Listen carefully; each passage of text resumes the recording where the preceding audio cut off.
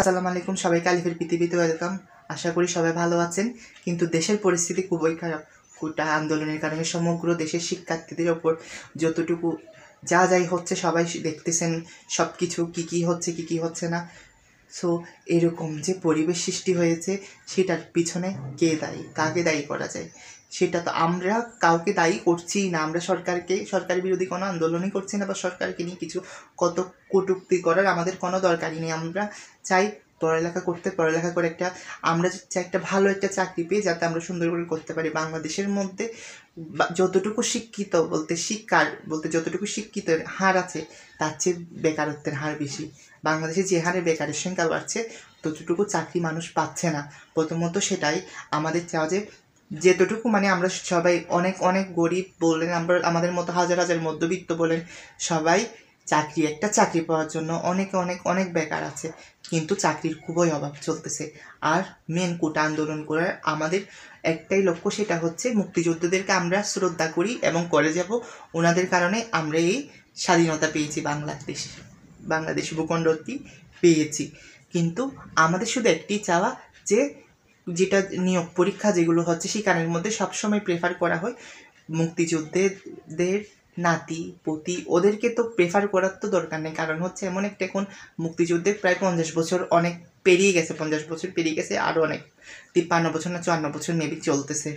So বর্তমানে মুক্তিযোদ্ধাদের সম্মান করি, ওনাদের সর্বশেষ ওনাদের ছেলে মেয়েদেরকে করছে, ঠিক আছে মানলাম, ওনাদের ছেলে মেয়েদেরকে করেছে, নাতিপতি তো আমাদের ভবিষ্যৎটা কী হবে? অনেক এমন মেধাবী শিক্ষার্থী আছে যারা মুক্তিযুদ্ধের কোটা প্রাপ্ত শিক্ষার্থীর চেয়ে 5 নাম্বার 10 নাম্বার বেশি পেয়েছে, কিন্তু ওদের যারা মুক্তিযুদ্ধ প্রাপ্ত বলতে হচ্ছে তাদের যেটা কোটা আছে ওইটার কারণে আগে ওদেরকে প্রেফার করা হয়, তারপর সাধারণ শিক্ষার্থী এমন যদি চলমান থাকে, সো সাধারণ শিক্ষার্থীদের কি পড়ালেখার প্রতি আগ্রহটা কি বাড়বে?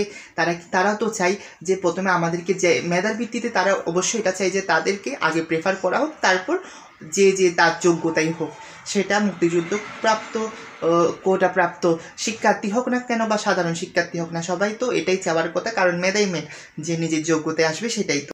আমাদের সরকার বিরোধী কোনো আন্দোলন নেই, কোটা আন্দোলনটা করা হচ্ছে আমরা আমাদের চাহিদার জন্য। মৌলিক চাহিদা যেমন আছে ঠিক এটাও আমাদের একটা চাহিদার সাথে সম্পৃক্ত আমি মনে করি। কিন্তু বর্তমান শিক্ষার্থীদেরকে যেভাবে হামলা করা হচ্ছে, যেভাবে মারা হচ্ছে, অনেকজন প্রাণও হারিয়ে ফেলেছেন, তা দেখে অনেক অনেক মায়ের বুক হাহাকারে পরিপূর্ণ হয়ে গেছে। তা কি ঠিক দেখাচ্ছে? পুলিশরা কি সাধারণ শিক্ষার্থীদের গায়ে কীভাবে হাত তুলতে পারে, মেয়েদের গায়ে হাত তুলতে পারে? তারপর হচ্ছে এমন কি বাংলাদেশে কি এটার জন্য কি আমরা স্বাধীনতা পেয়েছি? এটা কি আমরা আমাদের মুক্তিযুদ্ধ যারা করেছেন তারা তো এটা চাননি। এই যে দেখেন বর্তমানে বলছি আমি, গতকাল 16 শহরে চট্টগ্রামের কেমন অবস্থা হয়েছে, আমরাও গিয়েছিলাম। সো দেখেন।